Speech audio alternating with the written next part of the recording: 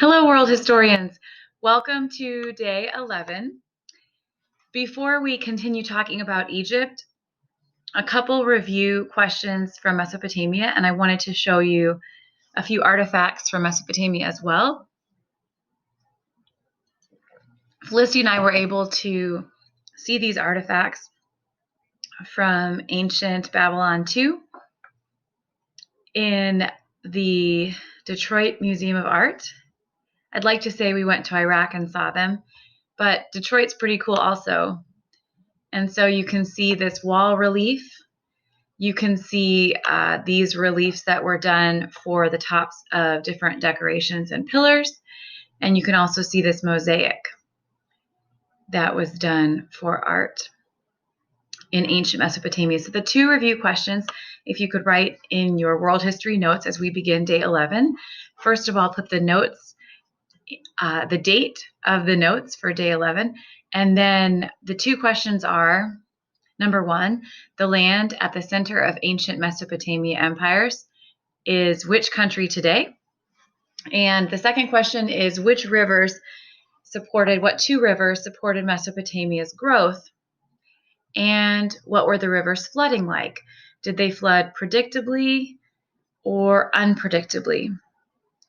I'll tell you that they flooded regularly, annually, but was it predictable or unpredictable? So go ahead and answer those questions in your notes, please, as we review.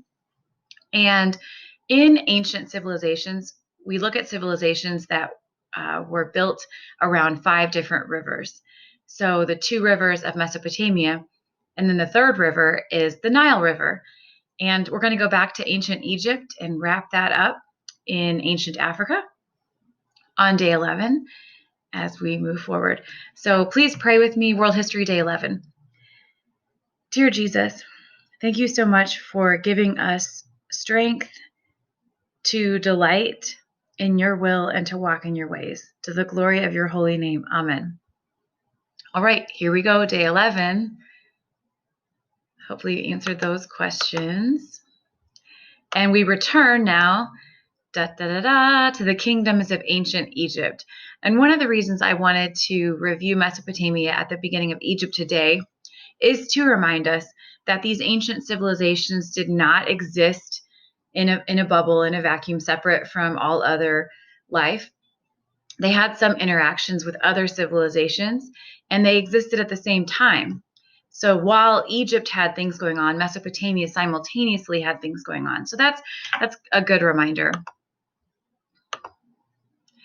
To review Egypt's geography, hopefully you recognize this picture that we're looking at now. So this is the Nile. This is the Nile River Delta.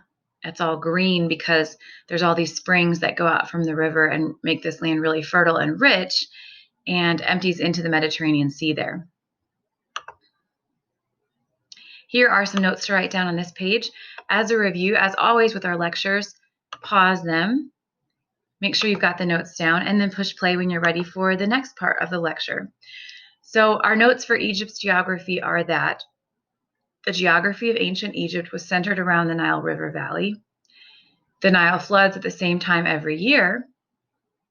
And during flooding, fertilizing silt is deposited in the soil and forms the Nile River's delta. And we looked at this picture. We have talked about these things in previous lectures, but this is a good time to make sure they're all down in your notes. And the last one, I like the hieroglyphic pictures here.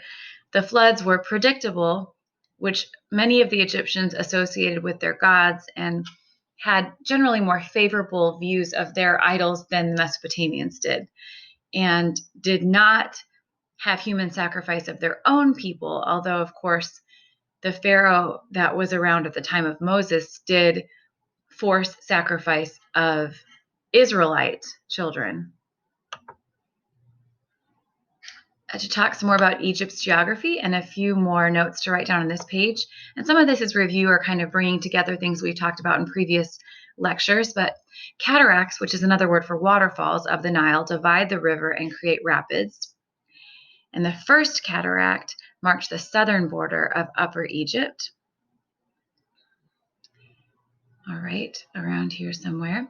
And the Nile flows north, as we talked about before. Thus, Lower